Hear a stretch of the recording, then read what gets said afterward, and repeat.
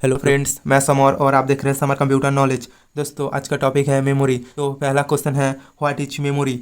Memory a memory is an storage device, यानी memory एक storage device है that are use to store information in a computer, यानी a storage device का उपयोग करके information को कंप्यूटर में स्टोर करता है।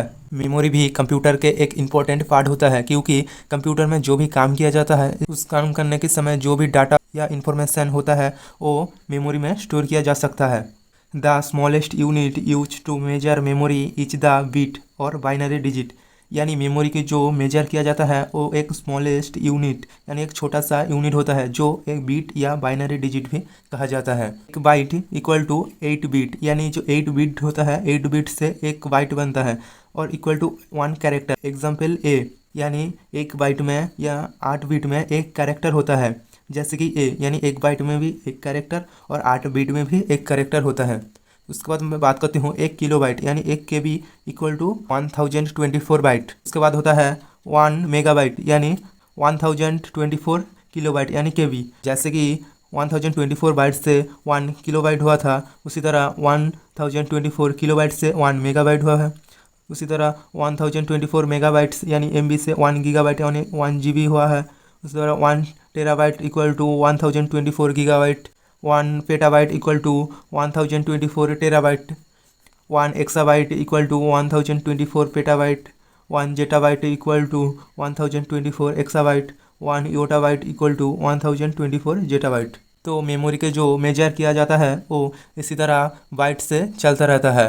अब मैं बात करती हूँ दूसरा क्वेश्चन, यानी क्लासिफिकेशन ऑफ मेमोरी। मेमोरी को मेनली दो भागों में भाग किया जाता है, एक है प्राइमरी मेमोरी और एक सेकेंडरी मेमोरी। लेकिन मेमोरी के अंदर एक कैश मेमोरी भी होता है। उसके बाद मैं बात करती हूँ प्राइमरी मेमोरी। प्राइमरी मेमोरी को मेनली दो भागों में भाग किया जाता है, एक है रैम और एक है रोम। और प्राइमरी की मेमोरी के अंदर एक है रजिस्टर भी पड़ता है।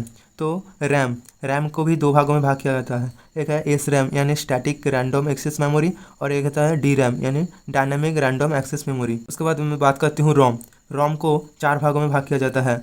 एक होता है पी रोम यानी प्रोग्रामेबल रीड ओनली मेमोरी, और होता है ई पी रोम यानी erasable programmable read only memory, और अगला होता है ई पी रोम यानी electrically erasable programmable read only memory, और एक होता है यू वी रोम यानी ultra violet read only memory. उसके बाद मैं बात करती हूँ सेकेंडरी मेमोरी।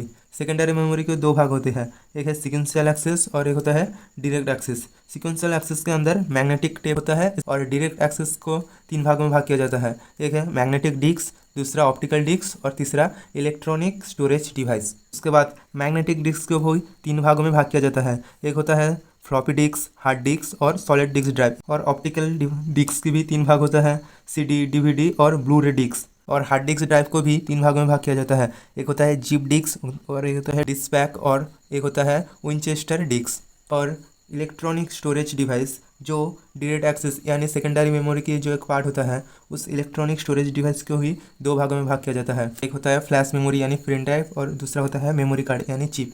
तो ये था कुछ क्लासिफिकेशन ऑफ मेमोरी। तो दोस्तों, आज के लिए बस इतना ही। मिलते हैं नेक्स्ट वीडियो में। वीडियो अच्छी लगे तो वीडियो को लाइक शेयर और चैनल को सब्सक्राइब करना।